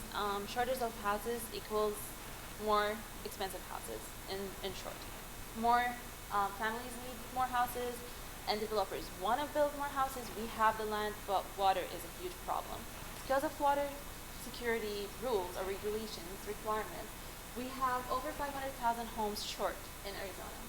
And other than that, to secure new resources of water from outside of Arizona is super expensive, takes very long time, long policies, long procedures, and long time. So to resolve that issue, we are doing the NanoLoop, which is a water recycling system that, of course, from the name of it, it focuses on the nano, which is a very advanced technology, and it is very affordable. So with recycling the water that we have in-house, it will make it way much easier and cheaper for developers to meet the 100-year water requirement. That's where NanoLoop comes. We provide a low cost, and it's desert focused, and water recycling solution. We focus on so many aspects. We start with developers to build it inside the houses. We target gray water, pool water, and we target recycling water in general, and we reuse it in other places, like non-potable places. We target, like I said, we do target the the developers to start with, but we also target the homeowners, pools owners, anybody that has any water usage in their house can actually benefit from NanoLoop. Using that, we will lower the impact. We will lower the demand, the water demand, which will allow housing to expand even more in Arizona, and we will be able to cover more land. More houses equal less prices, more affordable housing.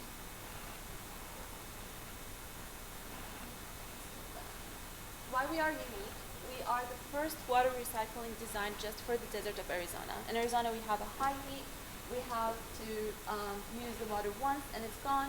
But with NanoLoop, we can recycle the water inside the homes, inside the apartment complexes, resorts, and everywhere else that we can use it to landscape, fountains, pools, and everywhere that we can actually reuse water at. How will we grow the NanoLoop? Well, NanoLoop operates as a long-term water infrastructure. What I mean by that, we start with phase 1, which is the new development. We focus on new apartment complexes, HOAs, and master plans. And that brings me to phase 2, which we would like to partner with cities and utilities to have the cities recommend it for developers, if not have it required. We can focus on having subsidies and maybe tax discounts for developers who use NanoLoop or water recycling systems. For phase 3, we would like to expand for other drought stressed regions, other like Nevada, New Mexico, Texas, everywhere that has the same problems that Arizona has because of the weather and the low water supply. For phase 4, we would like to grow with the housing market. So hopefully we will be required for every development and we will help every community. In summary, well, we in Arizona, we need more homes, and NanoLoop makes that possible. It's been super short, but on the last slide.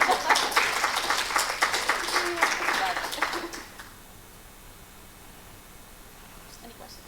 My question is, so is this something that we are doing and it's not doing that, or like why has this not been done before? I'm not sure the politicians are actually doing it, but in Arizona, I'm pretty sure that this has not come from. I know that in Mexico right now they're having a new program where they will recycle water, but it's not exactly focused on each home by its own or each complex by its own, rather than just the policy. I'm talking about in the city not happening.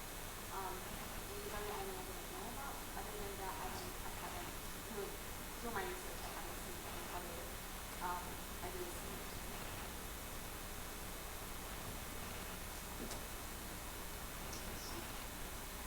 So is this something that like goes into the ground, or is it connected to? I guess I'm trying to understand where is it going? I should have mentioned that. So we have three separate products basically.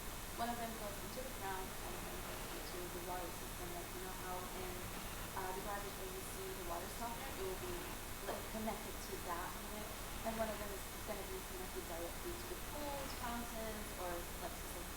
So each one works differently. The one in the houses will be focused on gray water, and that will recycle the gray water and use it immediately for outside for like watering plants or whatever it is. For the pools, I have a pool in my house. We have to refill it every summer because of the buildup of the minerals inside of it. So that will solve that issue. So you will not have to empty your pool all the time and refill it in order to, get rid of that minerals that have built up in the pool. And then in a bigger picture, it will be built in the community, in the neighborhood to work on everything, all the houses, if it's an apartment complex for all the apartments, if it's in a resort for all the units, if it's in a master plan, it will be for all the houses in that house. And is that for mostly just new builds, or is it can be implemented to like older homes? Honestly, the idea was to be implemented everywhere, but of course, as a startup, we would like to start with the new builds because that's where the most income will come, and then eventually we would love to introduce it to the community who are aware of water stewardship. What makes this system, and you might have gone through a chart or a visualization, what makes this unique in the desert, or why is this, why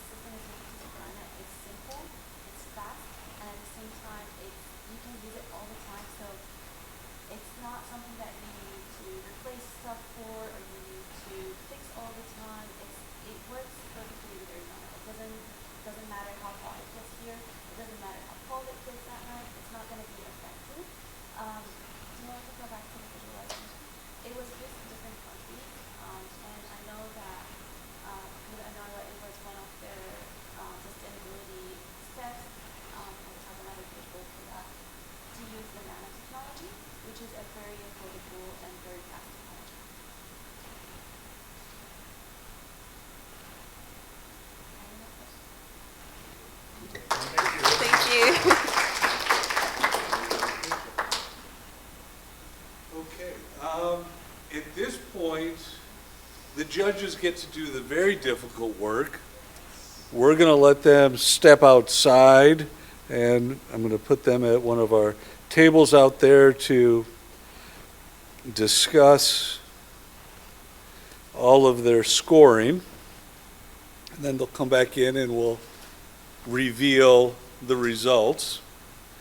In the meantime, you want to do the pictures while they're, okay. Liz? So, I will. First off, great job. So the revolutionary idea is, the prompt was, specific, but still so much room to see where the idea is coming from. And I love seeing where you guys kind of took that idea or the prompt and made it unique for yourself and how to address it. Because we all know that housing crisis, while it is important, there's no one solution that can solve it. But I look forward to maybe someday see your guys' solutions in our day-to-day life. Making Arizona a little bit better, a little more healthy. So thank you guys so much for all your time. While we wait for our judges, what I would like to do is have you guys come up one by one. We're going to bring up your presentation, and I just want to get you a photo of you guys with your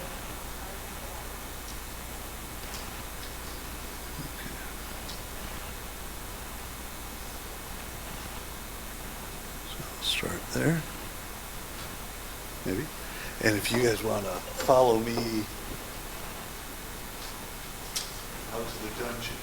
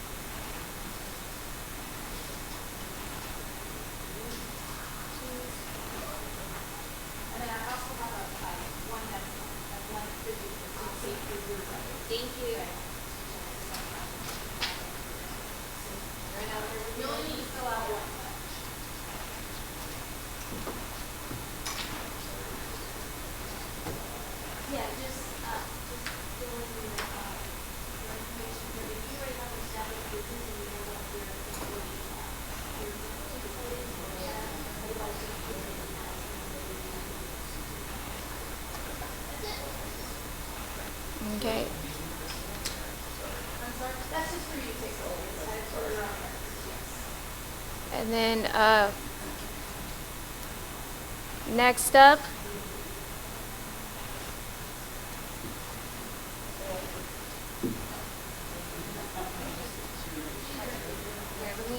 I'll come back to you.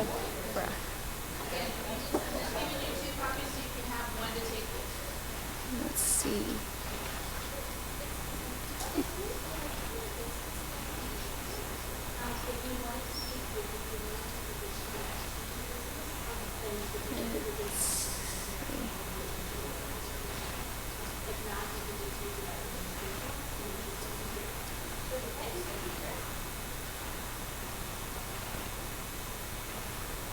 let's do this one. And then Jasmina.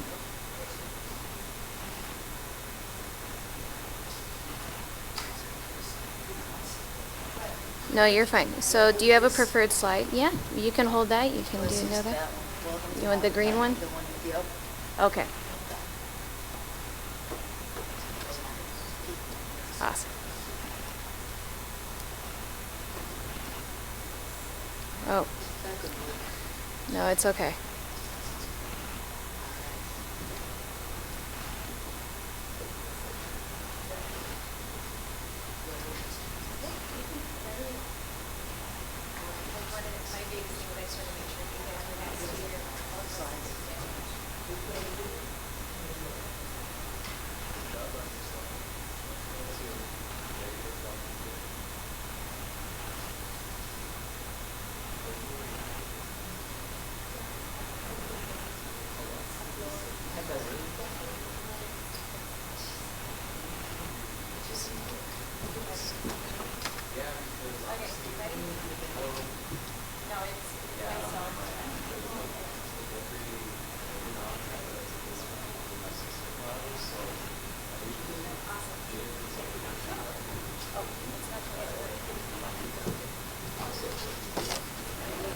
Thank you.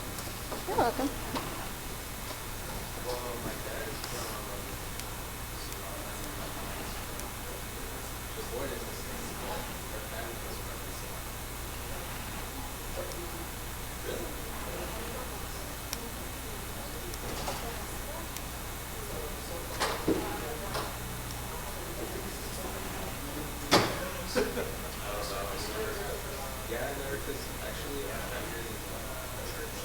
Perks of using PowerPoint since 4th grade, so.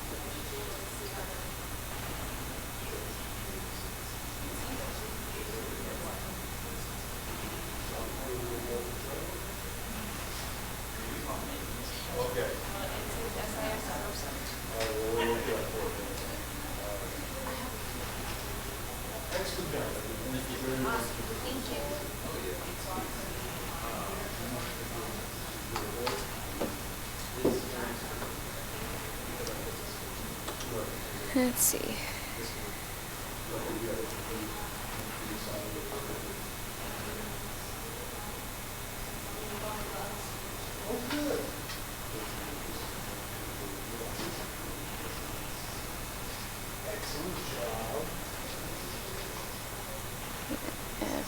And then, are you ready? Yeah. Here, let me put it on the full screen.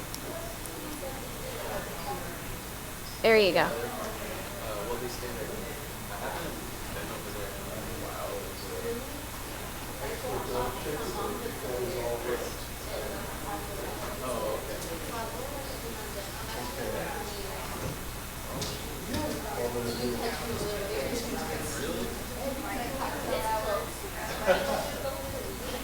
This is the part where you work on the thank you notes. Yeah, and then you just make it. Yeah.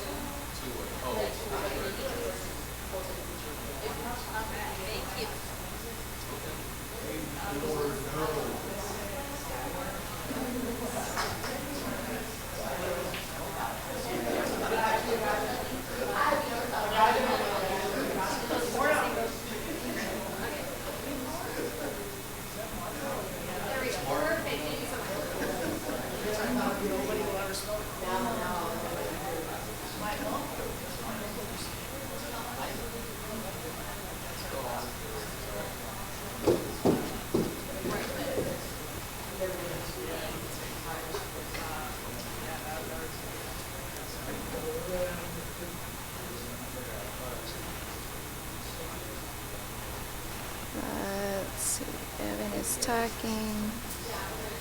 I did Aiden.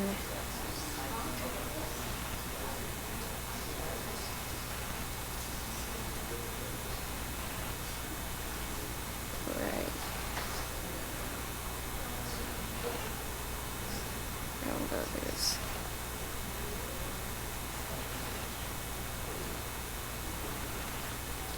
And then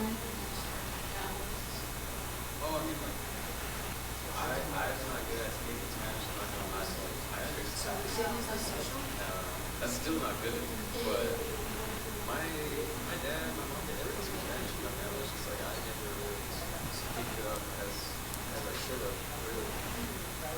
But like I said, I can understand my Spanish is a little bit too.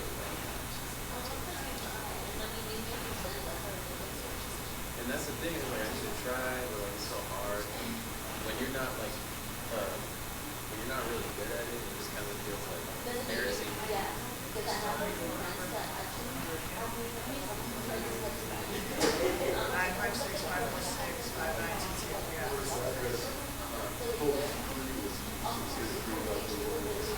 Michelle, do you still remember your phone number? She has a SIM card. Yeah, see, I remember mine. hey, Maybe use a passcode for my voicemail. So then we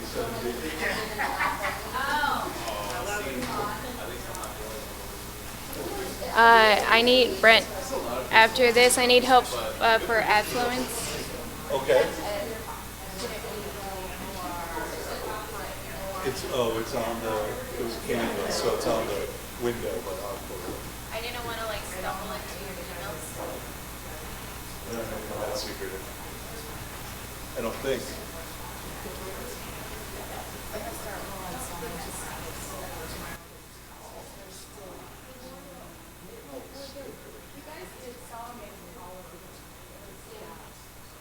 It's very nerve-wracking to get out there. Yeah, especially when it's not like Friday is a hard sell. In the week before finals to get a, I know, over there too, you have the same thing. Is that gonna be on anything? Like, can I have it? Yeah, she'll share them to me, and I'll email them out to. You betcha. So you want the affluence?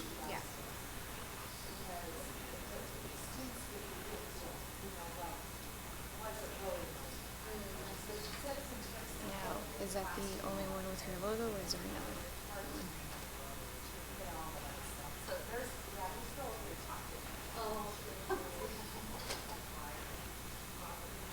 Okay, just some.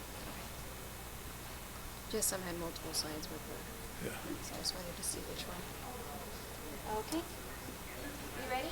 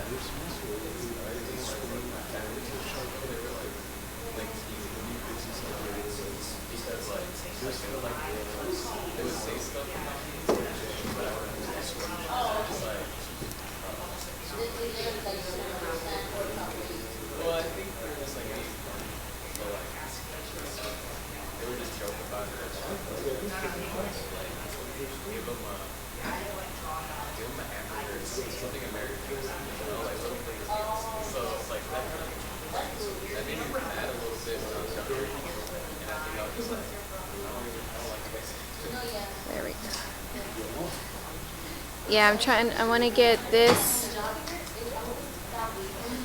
The flyer? and then have them stand in front. Yeah, if you do it on Chrome, I was having it as a full screen. Oh, I closed it. Like you speak like English is your first language. You can do it on the other one too. And then here's the three dots. There's a present. There you go. Look at you.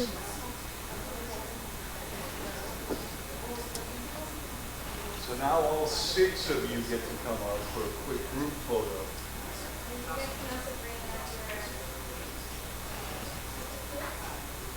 But I'm going to take you one last time. Sure you can, yes. You should.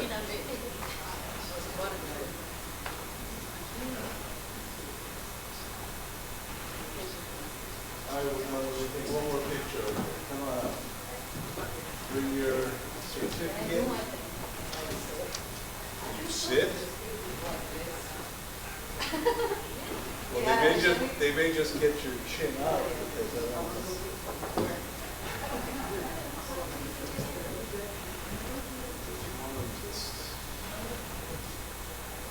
Three on each side of the picture. Be on, just so you don't have a red face.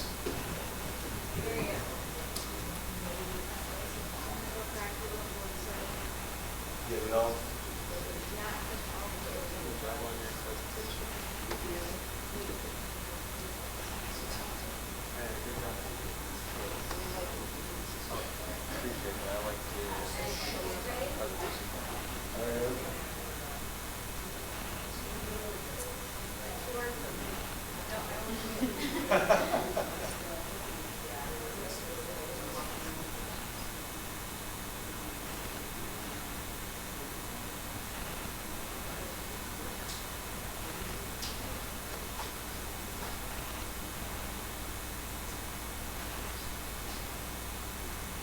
It's a good thing Amy's not here. She had like doing jumping jacks.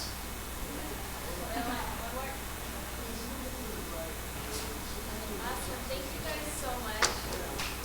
All right. The judges finalizing their scores. It's breakout calculators.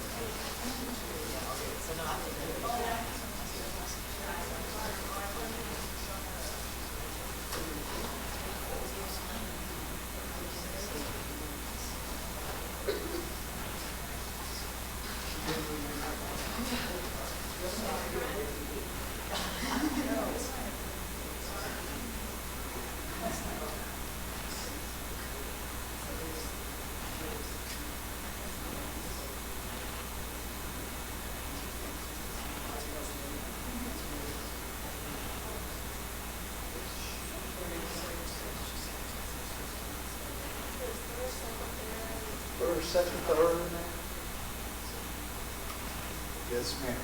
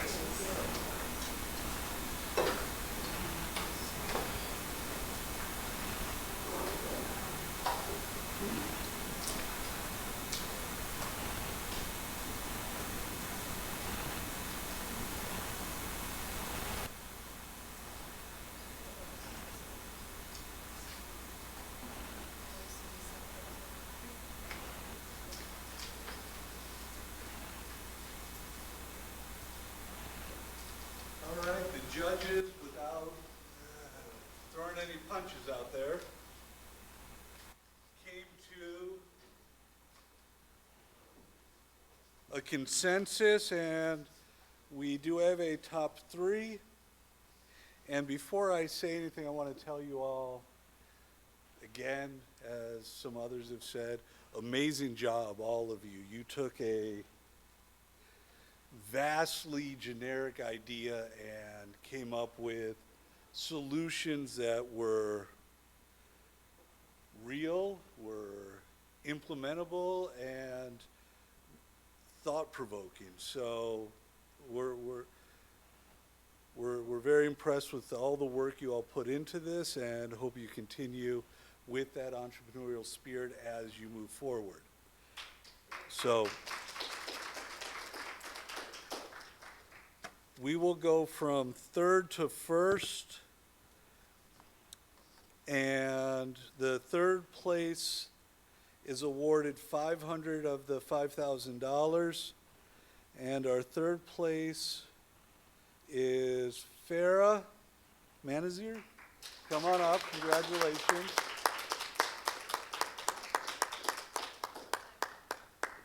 You come up here, yeah. Usually would have a big display check, but I didn't have a big display check, so come on up, we're gonna have you here for third place. Congratulations. Good job, thank you very much. Second place is Aiden Benjamin.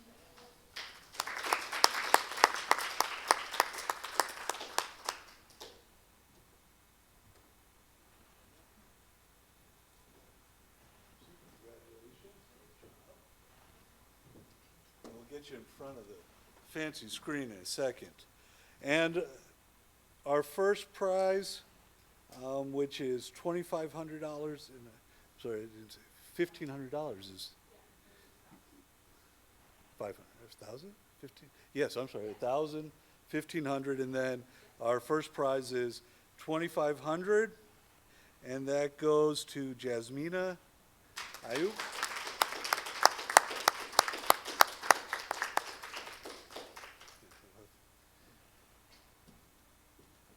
Congratulations.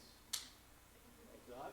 And I want to tell you, our Sol and Winona and Evan, I sent some video clips of y'all while you were talking, and to a friend of mine who enjoys supporting our program, and was so impressed with all the work y'all are doing that I want the three of you to come up also, because each of you will be receiving $500 as a prize for your work today. So come on up.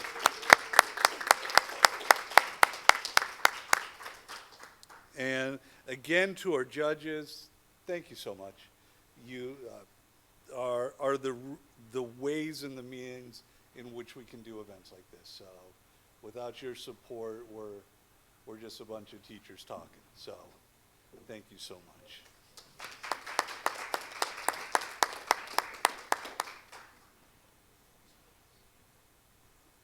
All right, let's see if we can, hold on.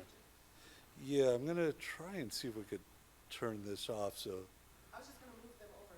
Okay, And they will be in the light. gotcha. You want them out of the light? Well, out of the light, I was gonna just, yeah, I was just gonna turn it off. Oh, okay. Okay, There you go. there you go. Okay, let's do that.